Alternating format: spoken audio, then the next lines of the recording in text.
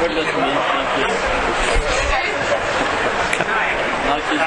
thought you said you were getting a big coat. Yeah. Put your coat on. We'll wait.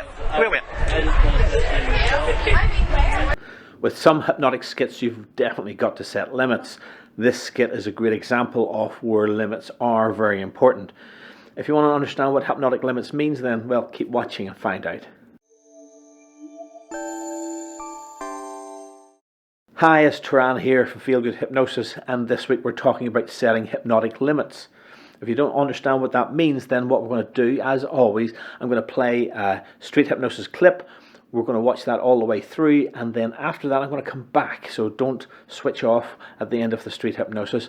I'm going to be back, as Arnie would say, I'll be back, to talk about what's happening during that skit. So let's get in there, watch the video, and then keep watching and find out what exactly I'm talking about when I say hypnotic limits. Make sure you give this video a thumbs up, make sure you give it a like, and don't forget, click the big red subscribe button so you get notified every time a new video comes out. Click the bell notification next to that big red button. And I want to hear from you. What did you think of this skit? What did you think of this tutorial? Was it new? Was it interesting? Did you know this stuff already? I'm just curious to know, am I teaching Granny how to suck eggs, as they say, or is this something new to you? So leave a comment in the comment section below, and also use that comment section in this video and any of the other videos on my channel if you have any other questions or ideas that you'd like to see me working through on these videos. So without further ado, let's watch the video clip. The deeper you go, more relaxed you feel, the more relaxed you feel, the deeper you go. In a minute I'm going to count from 1 to 3 on the count of 3. When you open your eyes, your feet will no longer be stuck. But just as your feet are no longer stuck, it feels like the sun is beating down on you. It feels like the sun is beating down on you. You'll feel really hot, really hot, really hot and sticky, hot and sweaty. You will not remove any clothing other than your outer jacket. You will remove no clothing other than your outer jacket, but you'll feel so hot you do have to remove that jacket off. Just for a while, you'll feel hotter and hotter and hotter inside. Nod your head that you understand. 1, 2, 3, open your eyes. It's so warm. It is warm, isn't it? Isn't it? There you go, so warm, so warm. Well, we'll just hold this jacket here just for a second. It's so warm, it's getting warmer and warmer and warmer. Isn't it? Isn't it? But notice now. In a moment I'm going to click my fingers, and this time as I click my fingers it starts to get colder and colder. But just as it gets colder, you cannot remember how to put your coat on. You cannot remember how to put your coat on. So feel that cold. Starting to get not too cold, but getting a bit cool, getting a bit chilly. Put that coat back on, but you cannot remember how.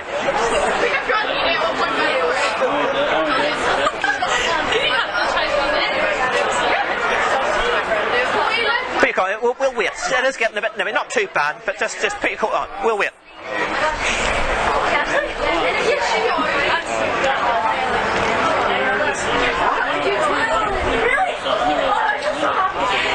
I thought you were cold. Are you cold? No? Yeah, I'm actually really cold.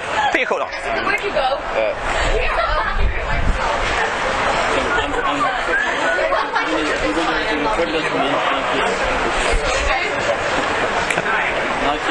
I thought you said you were getting a big coat. Yeah. Put your coat on. We'll wait. I'm not too sure if that's the right. Try another one.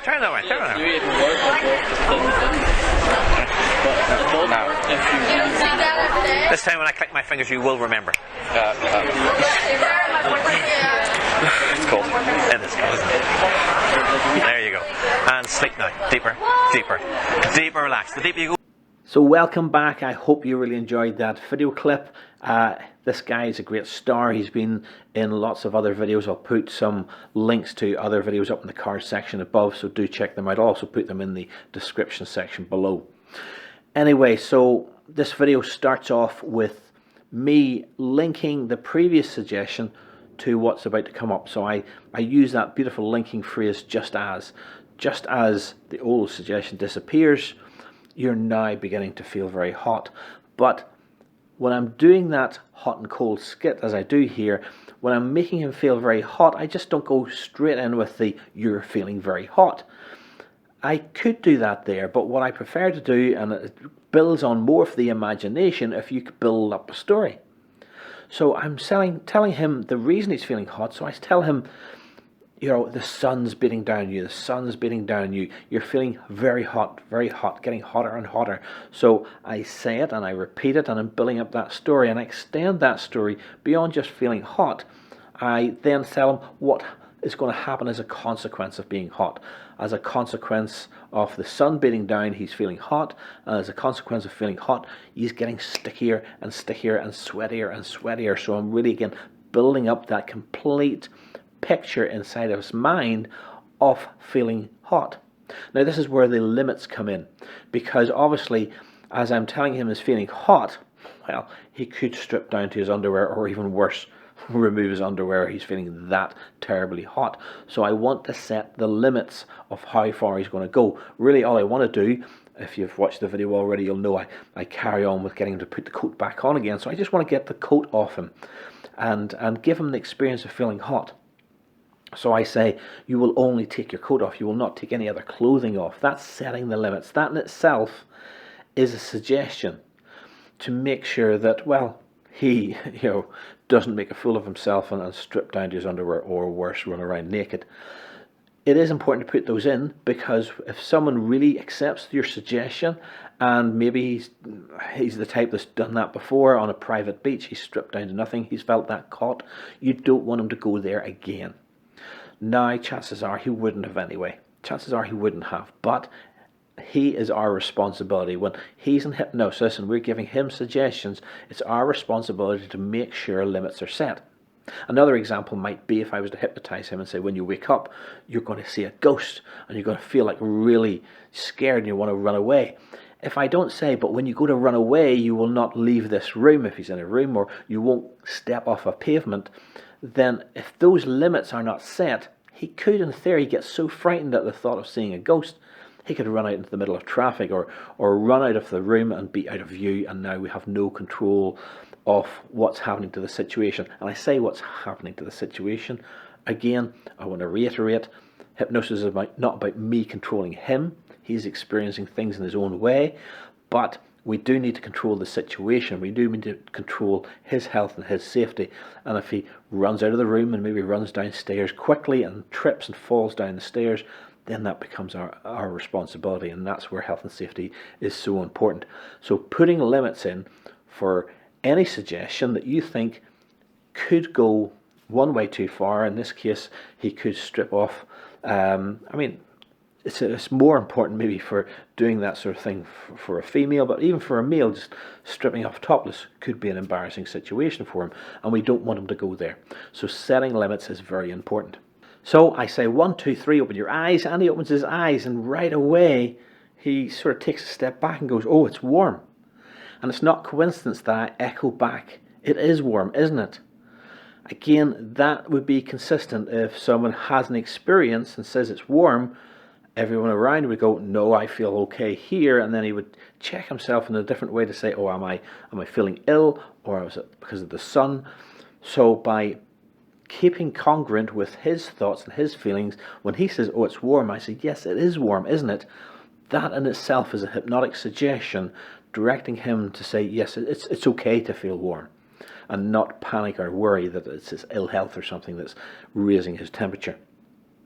So dutifully, he takes off his coat. Now he throws it down on the ground, and just because I'm going to be using it shortly, and because it's his property, I don't want someone to stand on it and either get it dirty or tear it in some way, I pick it up. Again, this is part of the, looking after your subject is looking after all their property as well, that it doesn't get damaged.